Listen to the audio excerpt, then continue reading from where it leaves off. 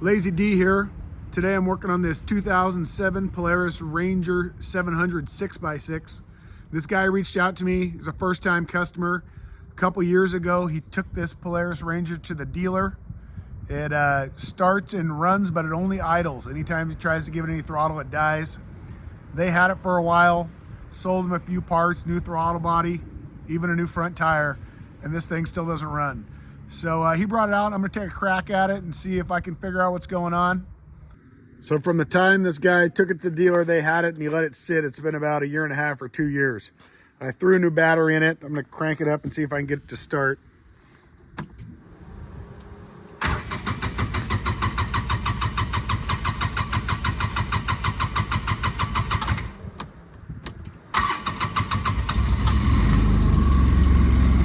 There we go. A little bit of a long crank, but on the second try here, it started.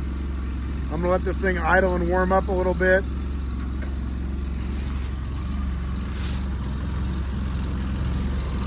The check engine light is on, so we'll check that here in a minute and see what kind of clues we got there.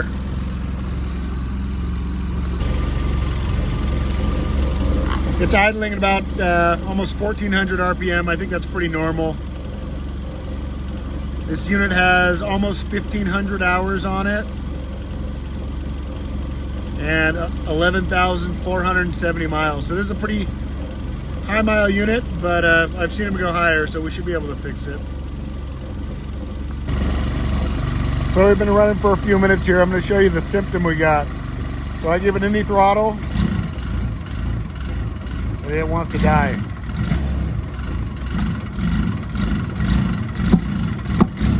I can hear a little bit of maybe backfiring, kind of a noise through the intake.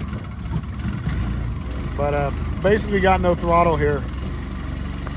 So aside from the running symptoms we've observed by hitting the gas, we also have our check engine light. So we want to check what the codes are here.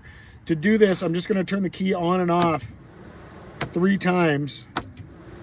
I'm going to leave it on the 3rd time, and you're going to see here, it's going to show us what's going on. You'll see the check engine light blinks now. It says wait.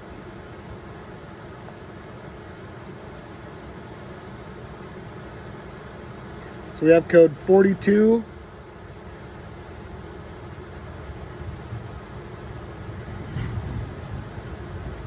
And code 41.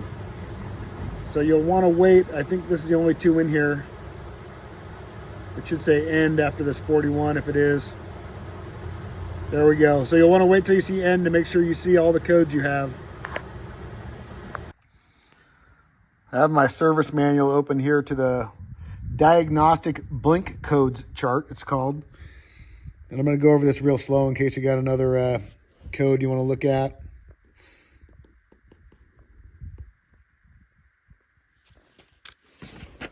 And there's nothing on the next page.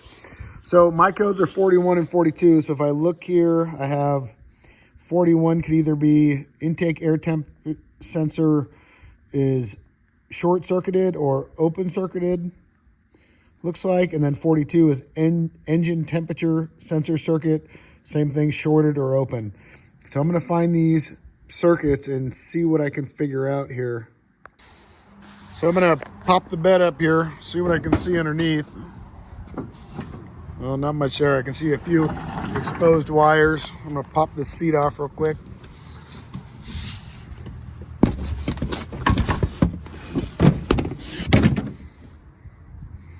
Many exposed wires. So when the guy brought this to me, he showed me these and he said the dealer was looking at the wiring and they unwrapped it all and they never put it back together. I can see it looks like they put a new throttle body. And it looks to me like this sensor, this is the TBAP, which is the temperature and barometric pressure. So engine air temperature coming in and the pressure of the atmosphere is this. This also looks like it was replaced. Kind of looking around, I gotta find my coolant, oh, the coolant temp sensor. It's down under here. I don't know if you can see that there, but that's the other sensor I'm gonna be looking at. So these 2 codes are related to air temperature. So that's this sensor And engine coolant temperature sensor is the other code, or engine coolant temperature, which is the sensor here below the thermostat housing. So I am going to do a visual a little bit better if I can on all this wiring, and then I'll probably have to refer to the wiring diagram to see where I need to look. I'm here looking through the service manual, and there's a page back here that describes the TBAP, which is the atmosphere temperature and barometric pressure sensor. And it kind of tells me that I won't be able to do much diagnosis unless I have the Polaris digital wrench, which I don't have. So I'm going to try for the coolant temperature sensor first, because there is a little bit more information on that here. It gives me a resistance reading I should get across the sensor, kind of a range depending on what temperature it is. And then it also tells me that if it's not working, the fan will come on and stay on, which when I turn the key on, the fan was on right away. So this is a clue that it's possible that this is our whole problem. The wiring diagram for this unit is in the back of the service manual. And what I've done is kind of put some masking tape and scribbled some notes on the tape of where I want to be looking. So up here, we have our ECU connector. These pins are numbered 1 through 16 and 17 through 28. And then our coolant temp sensor. So these pins, these correspond to those ECU pins, 21 and 6. It also gives you the wire color here, which is violet and yellow in this case for the coolant temp sensor. And then our TBAP down here has the pin numbers at the ECU wire colors. And then this last one is 44, which is not a 44 on the ECU. But if you go up here, there's a splice. So I can follow this one back to the ECU and then see where this one goes to another sensor, which is, this one also shares, I don't know if it's a power or it's signal wire or ground wire with the throttle position sensor. So using this information, I'm going to test some wires. Definitely take some time and trace out where you're looking. If you're trying to, find the pins you're looking at without markings on here, as you're diagnosing, it takes a long time. So sitting here, kind of mapping it out, what I want to look at, then going and testing is going to make this quicker for me. So I've got this mess of wires here. In order to test the coolant temperature sensor, I'm actually going to find the pins that are going into the ECM down here and test them. So I'll be able to test all the wiring to the sensor and verify that's all good. If I have a problem there, then I'll try to isolate it to either the wires or the sensor. So I'm going to push this gray tab, kind of pull down on this connector here.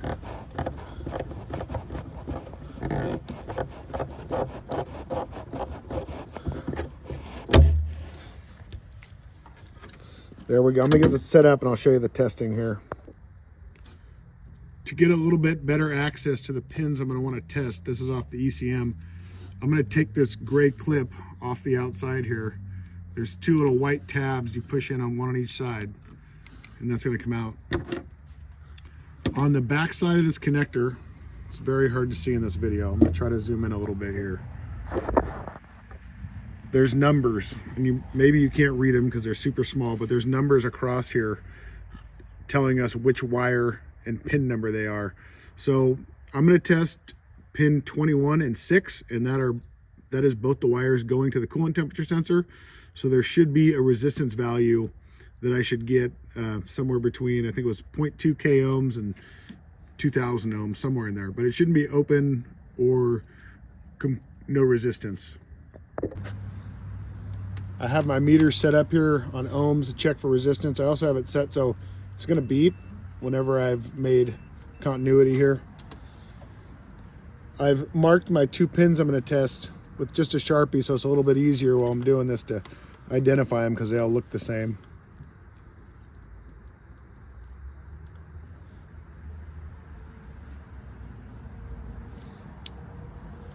So I'm touching on the 2 pins and I have no connection. So that means either the sensor's open or one of the wires is open. So I got to check each one now. So what I've done here, I'm going to test the wiring to the sensor. You could test the sensor first, but I don't feel like reaching down there. So I have some paper clips I've cut to probe inside this connector because it's pretty tight down in there. So I'm on the purple wire right now, which goes to my one pin here at that would go into the ECM. And when I touch here, we have continuity, so that means this wire is good. So I'm going to switch over to the yellow wire now.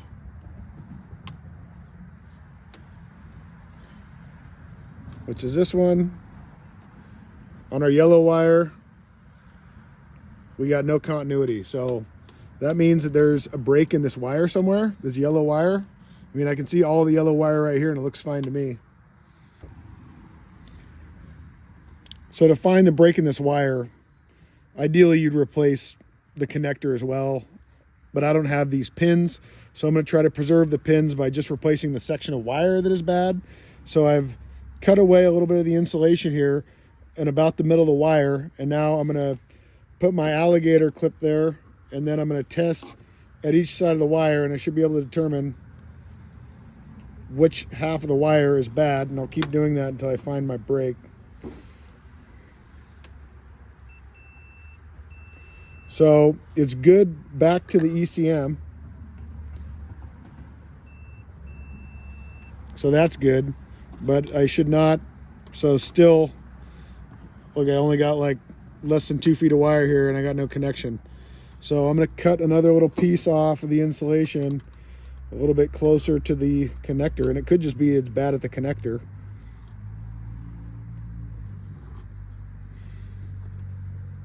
I'm gonna try to cut back far enough so if I need to make a repair, I got some room to grab something.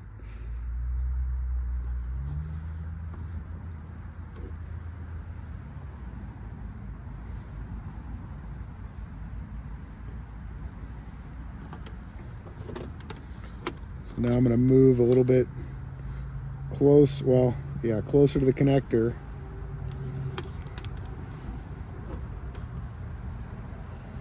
Now it's looking like it might be our connector that's bad here.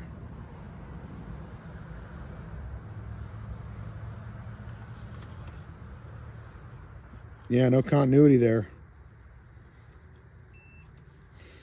So I'm gonna try to figure out how to get this connector apart and see what we got going here.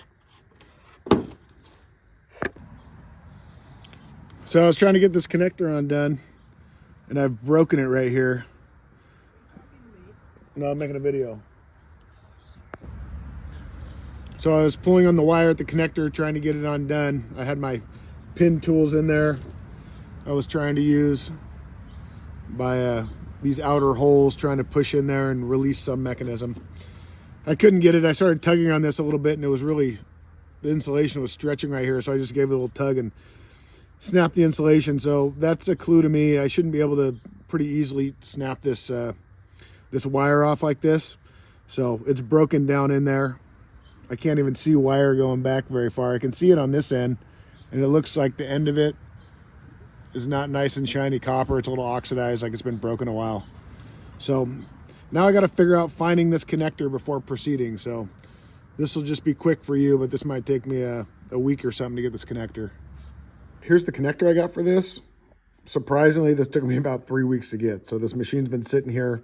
There's a note with this saying that this sensor or this connector is used with a lot of sensors on different machines, and the wire colors may not match your unit.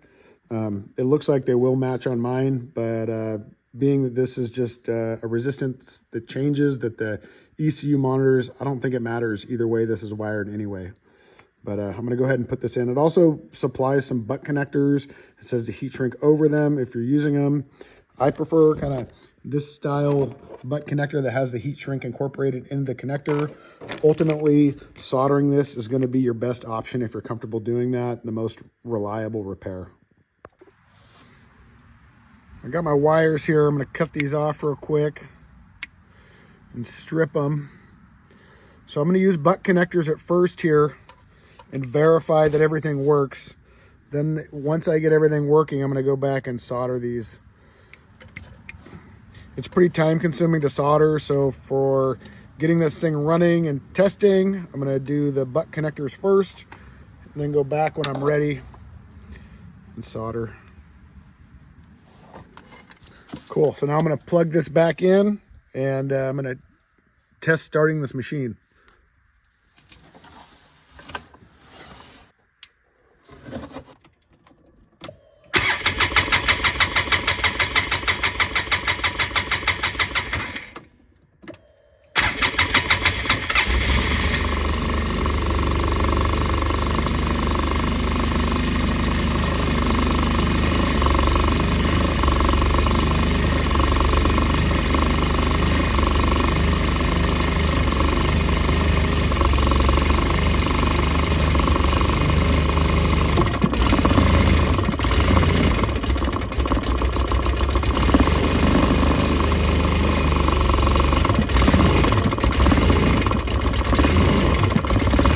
Looks like we got the same symptoms still.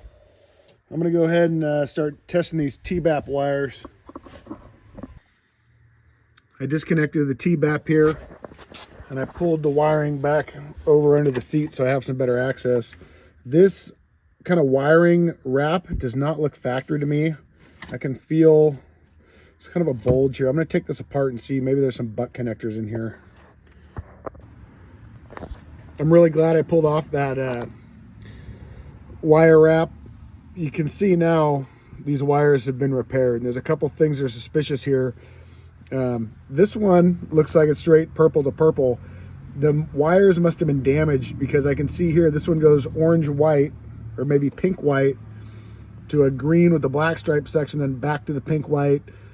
This red wire here goes to orange and back to red, and this one has a fix as well.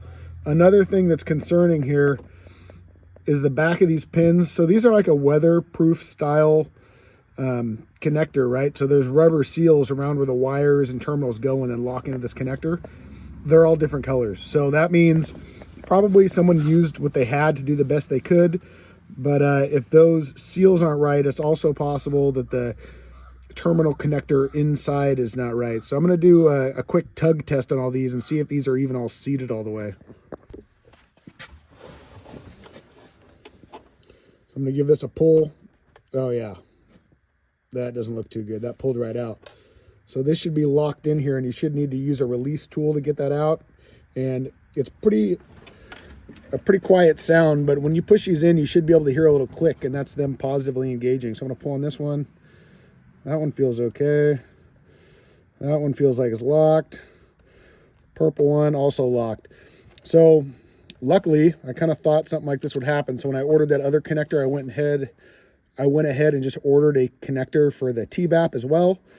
But before I put that connector in, just because the wires have been changed, I guess they look all right because the colors match. But I'm going to cut back past all these repairs and put in a new connector, and we're going to see what happens. But I think this is going to end up resolving our issue.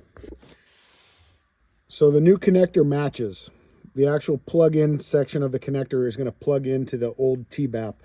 But what I've run into now, you can see the wire colors coming out of my new connector don't match my existing wire colors.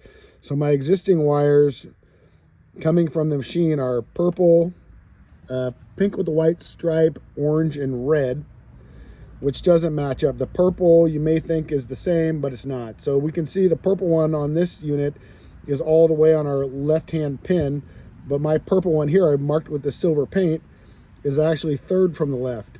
So I took my meter and just checked continuity and then marked where each wire went. So I have red, yellow, and silver. The left one blank. The blank one is the green one. So I have the red wire matched up to my red paint. This purple wire I painted with silver marking paint, goes to the third from the left. And then this blue wire I marked yellow, and that matches up with this pin. So now, one at a time, I'm going to cut these back past their previous repair back there, and I'm going to make my connections. But I'm going to do these one at a time, and I'm going to kind of disregard the wire colors because I know, because I tested, that this is the way that I need to connect it. Got my connections made, as you can see, with butt connectors again. I'm going to test this before I spend all the time soldering it to make sure it works. Everything's plugged back in. Let's try.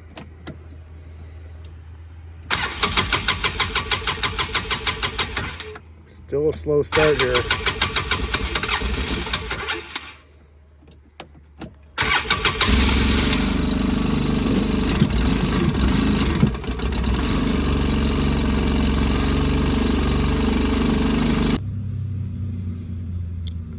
Okay, obviously we still have problems. I rechecked this connector. Looks like all the wires are going to the right spot. The connector, hard to see here, but on the back, maybe you can see up top, there actually are numbers, and the colors are matching up. So now I'm going to go back. I try to do the easy things of changing the connector. I'm going to test each individual wire back to the ECU and see if there's any open circuits. I've tested each of my wires from the T-BAP connector over to the ECU connector, and they all have continuity. in the right places. So what this is telling me is either the TBAP sensor is probably failed or there's a problem with the ECU. I'm gonna go ahead and reconnect everything back together, start it up again, and check the engine codes again and see if anything has changed. Go ahead and start it up now.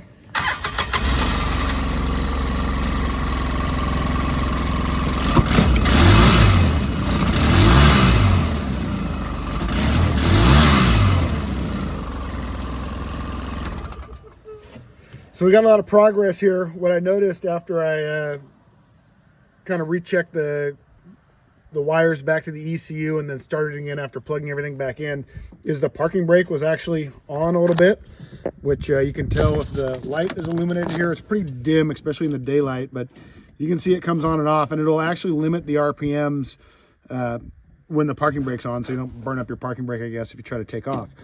But now I have no check engine light and everything seems to be working. There's a little bit of off idle hesitation. I might try to adjust this throttle position sensor per the manual to see if I can make a difference there, but this is a lot better already. I test drove the unit and now it drives, which is a huge improvement. But I've noticed that once it's warmed up, the idle is too high.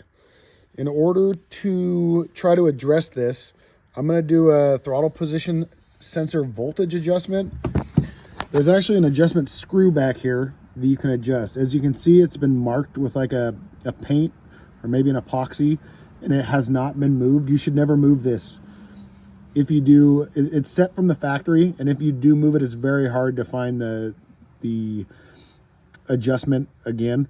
So being that this has not been adjusted, I'm just gonna adjust the throttle position sensor. You can see, maybe you can see, when I loosen this screw, I'm gonna be able to turn this throttle sensor back and forth a little bit.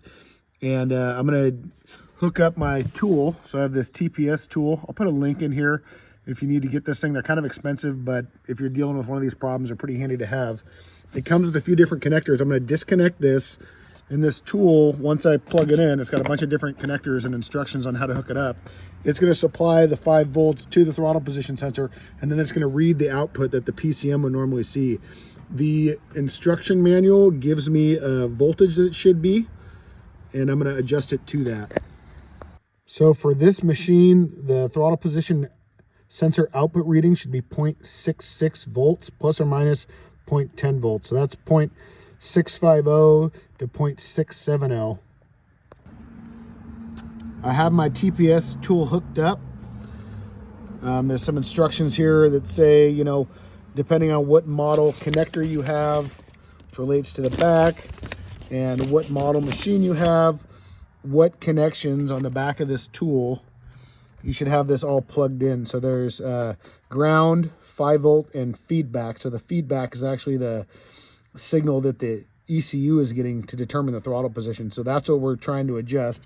So here we're supplying the 5 volts. It's a little hard to read, but right now it's at 0.7. So I'm going to make an adjustment here. I'm going to loosen this. I'm going to show you. It's very delicate. So I'm going to loosen it a little bit and show you what that looks like. So I've loosened the throttle position sensor, and just, I would say if you're going to do this, try to leave it snug, because when I move this just a little bit, you'll see how much this sensor moves here. It moves a lot. So the adjustment you're going to be making is going to be very tiny. So what I'm looking for is 0.660. So I'm going to keep turning it. I think I might be going the wrong way here. Oh no, we're going the right way. So there's 661. If I could get that to stay, that'd be perfect. So now what I'm going to do with my tool hooked up is I'm going to hit the throttle with my foot smoothly all the way down and all the way up, and make sure that these numbers are kind of linear. It's not jumping around anywhere. There's not any open spots.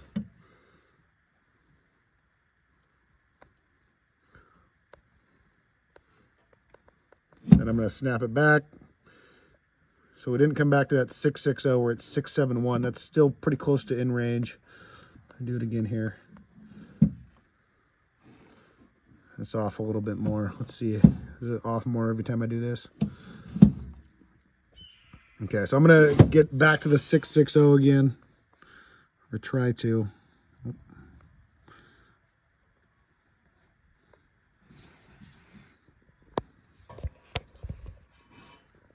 There's 643. I'm gonna tap it a couple times, see what that looks like. Oh man, that's about perfect. I'm gonna try to tighten it right there and then test it again. Okay, I've tightened the connector. It's at 663. I'm gonna hit the throttle a couple times. 650, 647, 649, 645.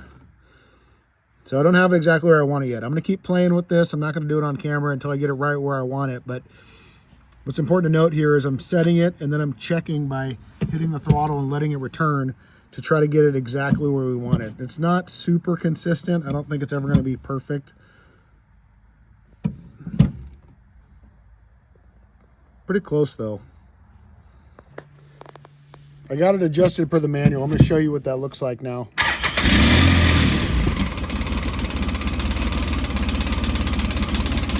You can hear it's kind of almost sounds like it's misfiring. It's a little bit lower RPM, I think, than I want it.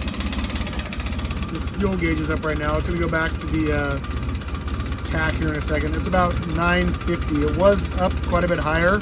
I'm gonna make an adjustment now with this thing running to try to get the RPMs up to like 1,000 or 1,100. And I think that's gonna help me out here. So I got my idle set about 1080. 1090. I did that while this was running and played with the TPS a little bit. This is not the correct way to do it. I am going to check the voltage right now to see where it landed, but it seems to be idling at a better speed, not dying when it comes off a rev.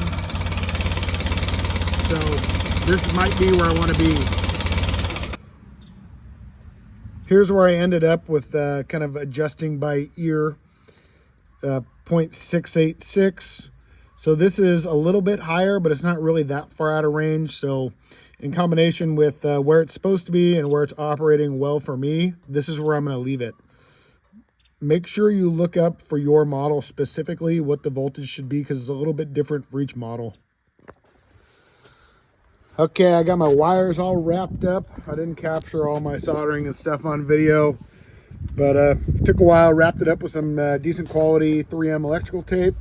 I would recommend using that compared to cheap stuff that won't stick to itself. And yeah, I'm gonna button this up and get this thing out of here.